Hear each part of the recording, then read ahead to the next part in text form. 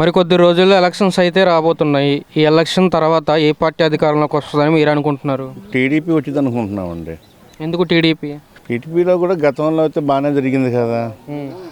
అంతకుముందు పసుపు కుంకుమ అని కానీ ఉద్యోగాలు కానీ ఇవన్నీ బాగానే వచ్చినాయి కదా.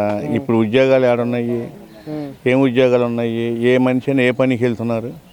పన్నులు లేవు, ఇసుక లేదు, సిమెంట్ లేదు, కంకర లేదు, ట్రాఫిక్ మేస్త్రీలకు పనులు లేవు, తాగుబోతులకు గాలికి తిరుగుతున్నారు. ఏం చేస్తారు చెప్పాలి? పక్కన దేశాలకి హైదరాబాదు, బెంగళూరు, చెన్నై పోతున్నారు. మన ఊర్లో ఏముంది ఇక్కడ? 2019 ముందు కూడా ఇలా ఉండడం వల్లే ఓడిపోయింది టీడీపీ అని వైసీపీ వాళ్ళు అంటున్నారు. టీడీపీ గాలి కూడా ఓడిపోయిందంటే టీడీపీ లేకపోతే ఇంతకుముందు జనాలందరూ ఎలా ఉండేవాళ్ళు? పనులు చేసుకునేవాళ్ళు కదా.